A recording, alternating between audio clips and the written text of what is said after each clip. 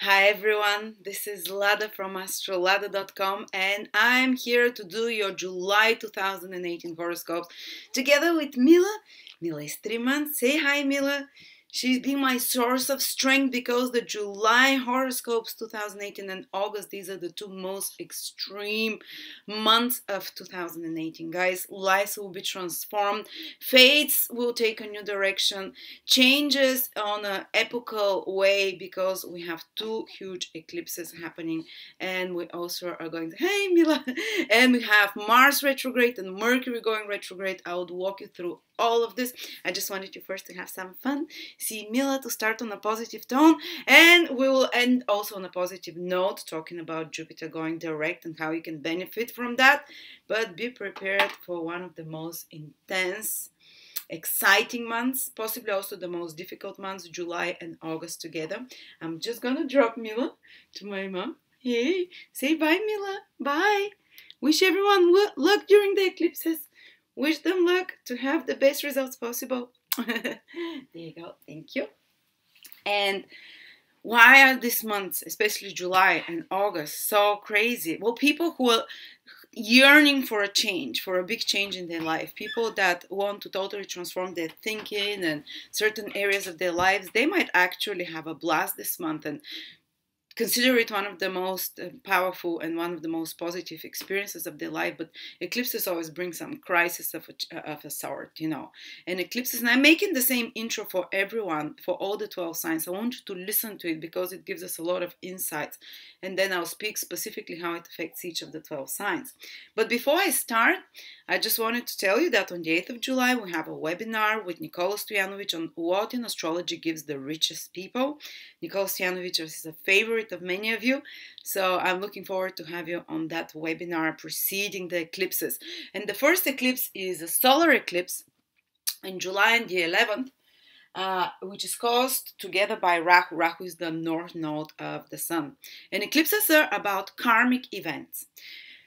Things that you have like a contract about, even before you're born, the big events that happen in our life, the big transformations of consciousness, the big leaps to the next level.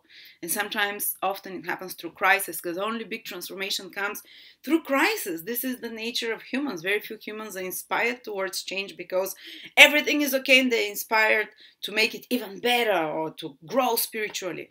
The solar eclipse is weaker though. The solar eclipse is weaker than the lunar eclipse that follows. But the whole July, I'll be more careful about starting things like buying properties or signing contracts, or, because especially a few days before and after an eclipse, the light is hidden. The light of the sun or the moon are hidden, and it means that there is a lot of confusion.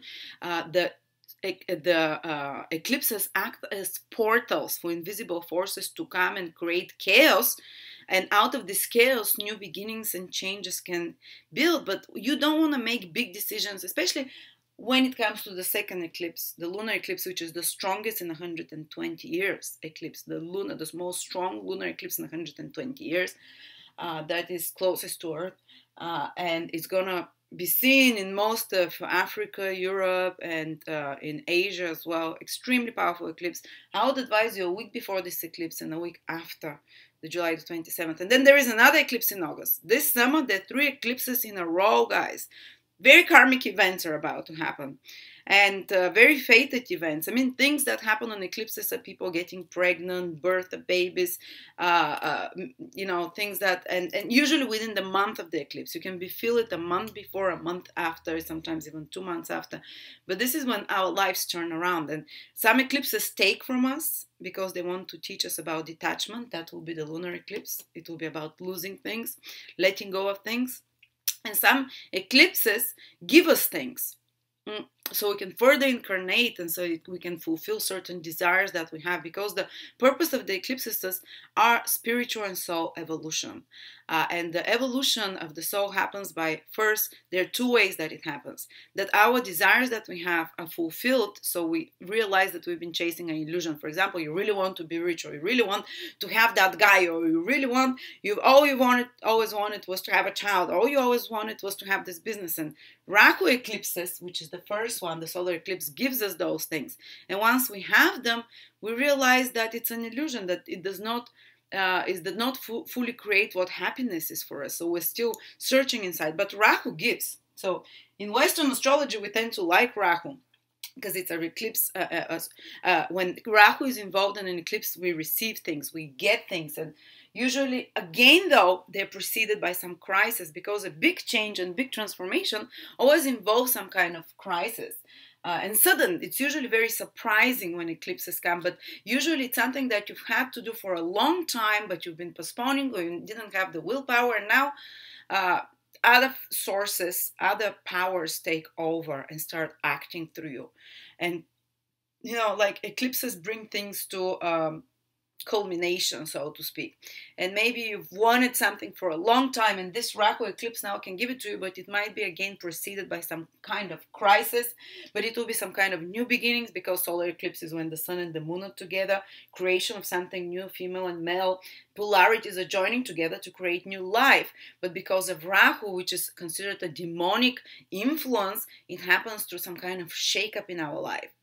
You know, but this is when it's contracted. It's what's had to happen. There were 2 eclipses on my moon in the last year and a half, and the moon is motherhood, and I got pregnant both times, maybe a month before, a month after. But usually the eclipses, it doesn't mean it will happen on the 11th of July. It means that if something new comes into your life, it might come a month before or a couple of months after.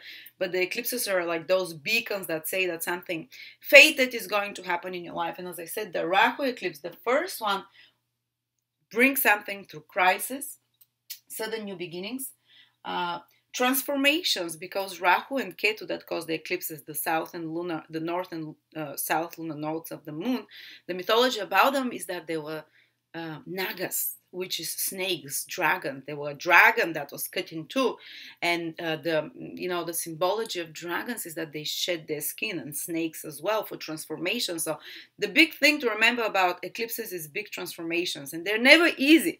It means about the light is hidden for a little bit, so it's almost like you might feel like something like a metaphorical death of some sort, a death of a part of your life, a death of an old part of you, but so that again the sun or the moon can be reborn when the darkness of the eclipse is removed from them, and because chaos ensues first of some sort before again the king and the queen, the sun and the moon, can take reign over your life and make it run according to kind of more predictable and normal patterns. But while around the eclipse, a couple of months around, I would say some of you would feel it already from June, some would feel it into August as well, but July is the most intense. There is this darkening. People start to get confused or to change direction in their life. They get sudden changes and transformations are starting to happen. And while it's dark, there are a lot of fears. And we're like, what does the future hold? Rahu eclipses prepare us for the future. They bring new karma. And again, it can bring a lot of fears. When I got pregnant both times, I was full of fears, It's a crisis on the mentality. Even if it gives you something, it's a crisis on your whole lifestyle, on your whole expectation for whatever you wanted for yourself. And then there's something new that comes that is fated that's totally going to change your life. So this Rahu eclipse on the July the 11th will bring something like that. It gives things, it gives transformations, but through some kind of sudden crisis. New karma is created, then strong passions. Rahu is the mouth of the dragon. The dragon has 2 parts, Rahu and Ketu. The mouth of the dragon is Rahu. It's insatiable. It's something that we want to grab from life more and more. So often, sometimes people can even fall in love around eclipses, and especially Rahu eclipses, in a crazy way that they lose their mind. And because of that, their whole life transforms and they can do something passionate and intense. That's almost like eclipse of the mind. The sun is our conscious ability to make conscious choices. And Rahu darkens that. The eclipse happens on the sun, so you kind of lose your mind over someone with strong passions and stuff like that. While the next eclipse, July 27th lunar eclipse, is, as I said, the strongest eclipse is going to be seen, especially if you're in the path of the eclipse. If you are able to see that eclipse, your life will definitely be so strongly impacted. But for the whole of the world, I warn you, quite an intense eclipse. It's conjunct Mars, and Mars is retrograde. Mars is a very violent star when it's retrograde. It's much closer to Earth. So, and Ketu means past life. When an eclipse involves Ketu, it's about past lifetimes or past karma, something from the past, and especially that creates a lot of frustration or angry reaction on us. So kind of a old slumbering karma of anger can come to the surface during that time, a week before or a whole month after that. I would say the whole month, this is active, and you can feel like strong, intense emotions. And also it has a square to Uranus, the eclipse, by the way. And Uranus and Mars ultimately want to give freedom and liberation to a person from something. They make you so angry about something. Mars, especially retrograde, you're like, I can no longer tolerate that. There's so much like pent up fire that is starting like volcano to erupt. Be careful not to erupt and lose your minds again, lose your heads when the moon is eclipsed. The weeks before and after, we can do crazy stuff that we regret. I mean, the last time the moon was, Mars was with Ketu, there were quite famous suicides of Anthony Bourdain and Kate Spade on the exact day. So people can lose their mind, and this time is much more powerful because Mars is retrograde, so much closer to Earth, much more intense. The influences are way more karmic. It's bringing anger, pain. Mars is all those things from the very bottom of your soul, from past lifetimes, from earlier periods in your life, something from the past. Ketu rules the past. This kind of anger and this pain is going to erupt now on the surface, but the ultimate goal of Ketu eclipses is to release it, to release that anger, or to use that anger to detach yourself from something from the past that is no longer necessary in your life. So there will be powerful endings. Losing something. Ketu is about letting go of something. I don't know if you see it well here, but letting go of something. Ketu is the tail of the dragon. While Rahu takes something, that's why we usually get something in life during Rahu eclipses or around the months around it. In Ketu eclipses, we let go of something. It's the tail where you excrete. So where old karma, the baggage we all carry a lot of baggage with us, and that's Ketu, the karma. And we need to travel lightly on our path.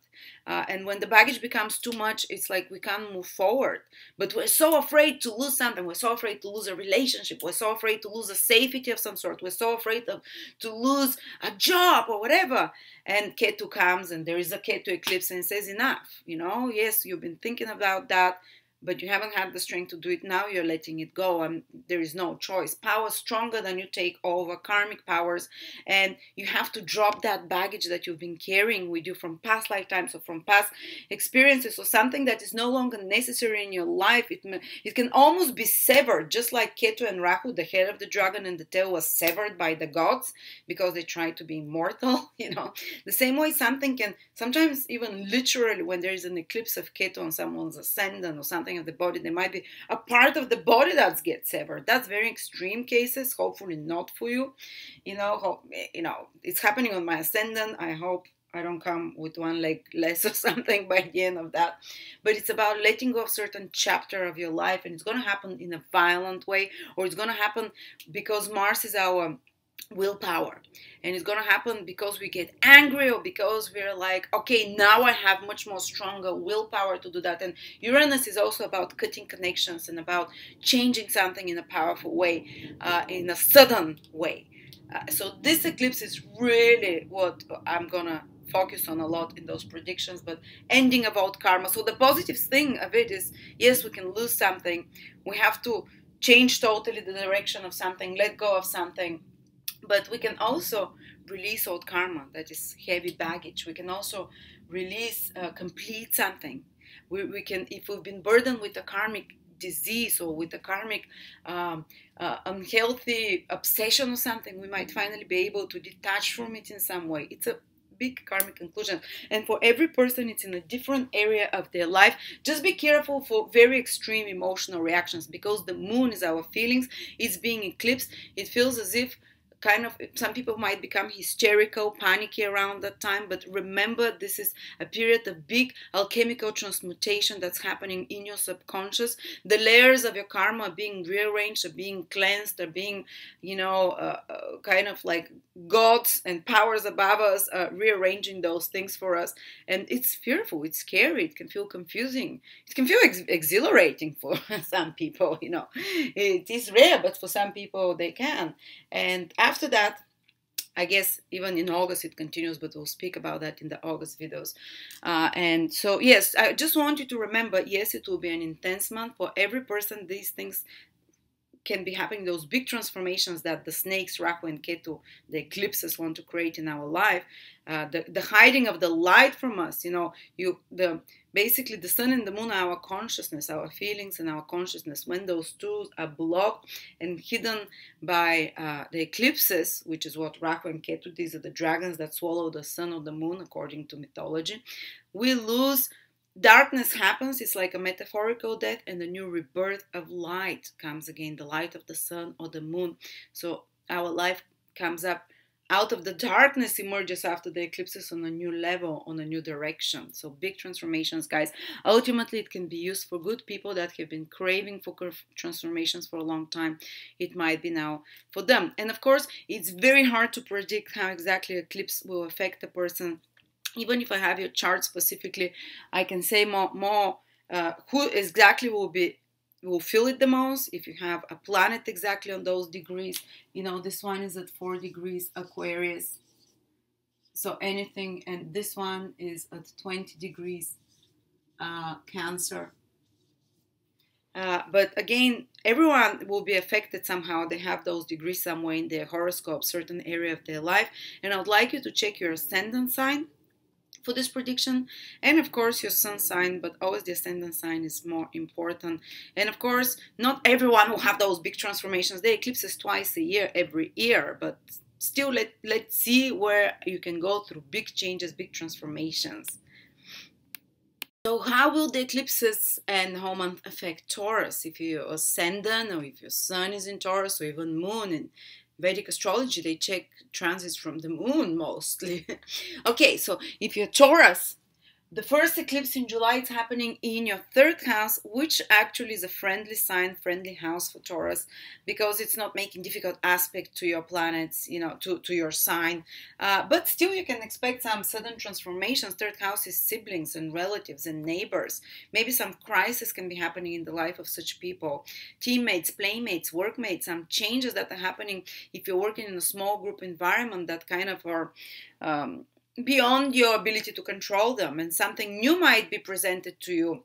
And I remember a client that was young, had eclipse in the 3rd house, and her mother gave birth to a brother within a month after the eclipse. So it can be because Rahu gives you something new, so it can give you something new and a new karma in regards to the matters of the 3rd house, and that's usually connected somehow to other people, usually relatives or siblings or workmates, playmates, people in your everyday environment. But this will also affect you in some way. 3rd house is also communication, so be careful that there's not some crisis in communication with others, that you say things too passionately, because it's extremely passionate, and to create new karma. Rahu can tempt us, eclipses of Rahu can tempt us to go way overboard with something. Maybe to overpromise something to a group of people, maybe to go way above, to be too hungry for something. And the 3rd house is also our skills and communication. So, try not to overpromise things, for example. Try not to get overconfident with your skills and your abilities, and underestimate certain situation and think that you can get it done. But otherwise, it can just mean that some powerful new beginnings and transformations are happening in regards to how you think, how you communicate with people. In regards to, it can be some crisis. For example, 3rd house is communication, like your laptop breaking or something, so you get a new laptop. That can be the simplest way it can play out. Or it can be a big thing. It can mean that your sibling is getting married, or that some commercial activities, because the 3rd house also rules all business and commercial transactions and activities. Is the house of communication, of sales, of trades, of exchanging goods. Maybe some new such opportunity appears, but it can be, as I said, it might be preceded by some kind of crisis, or some kind of big dissatisfaction that pushes you in that direction, or it might be some kind of something that pushes you to develop some skill, to learn an instrument, to learn to operate some software program or computer, or to learn to drive, or all those skills that we naturally use the hands or the mind to learn and remember. It can push you. There can be some crisis that push you in the direction to learn something new, and kind of some mini new beginning in your life happens through that. uh, and there might be maybe some short travels that can appear. Third house rules short travels, that it gives you some short travel. Basically short travel means anything under 1 month, and that because it gives something, and this short travel can bring a big transformation in your life in some way. Okay, and then Taurus, the lunar eclipse, which is the more powerful one and extremely powerful, it's the strongest in 120 years, is happening in Aquarius, which is your 10th house of social status. Now, this one you're going to feel very strongly. First of all, it's very powerful. Second of all, it's happening in a very important cardinal, pivotal area of your life, which is career, which is social status. It can, for example, indicate, and it's one of the houses that rules marriage as a social institution, basically, as part of our social status. So some of you might be letting go of something like that. They might have to release certain situation or certain, even sometimes I've seen in extreme cases. Again, I'm not saying Taurus will divorce or something like that, but something will shift in regards to their social status, and it will involve letting go of something. Some of you might, the 10th house is your career vocation. Some of you might have to let go of a certain career project, or some of you might have to let go or complete. That's the more positive manifestation of that. Complete very fast and suddenly as well with Mars, and be free of some social responsibility in regards to their career, or in regards to any kind of social responsibility and duty towards others, that they might complete some karma, and some kind of a duty as a executive duty might end up of theirs, because the 10th house is our executive duties, ability to be a leader, to be responsible towards others, to contribute to by structure and organization, but usually some leadership or duty responsibility towards the world that we have might end up. That's the good thing. We might be liberated of that, especially if we found certain executive responsibilities too burdensome on us, and that might be the end of such, project or responsibility. But it might also mean that you have to release career or let go of some career, or even change the direction of your career in a big way, and that might happen quite suddenly as well. And so crisis in regards to your social status plus transformation, and releasing, but it involves this crisis of releasing something else, getting detached about something in regards to your social status. And you might be careful not to feel too violent or angry or overly emotional with authority figures, which is the 10th house. Especially a week before and after the lunar eclipse is very important, July the 27th. Authority figures, including fathers. Sometimes it can mean a big transformation or crisis in the life of a father figure or boss figure. For some of you, it might be that a boss leaves, and that affects in a powerful way your career. Because some authority figure, the 10th house, where the eclipse is happening, suddenly leaves or something, Also, be careful with if you are dealing with institutions and people in power, people that are authorities of some sort, because it can lead to, if you're too rash and impulsive, it can lead to some loss, or it can lead to some kind of a angry, or violent, or some kind of crisis. But again, eventually it's about releasing something, letting go of something in regards to maybe even releasing some kind of commitment to institution or something like that. Okay, so that's about the eclipses, Taurus. And there is another thing that's happening. Mercury is going retrograde towards the end of the month, basically in your 4th house. And so after the 20th of July, the last 10 days of July, you'd feel this Mercury retrograde. You'd probably won't know where it's coming from. Is it the eclipses? Is it Mercury retrograde?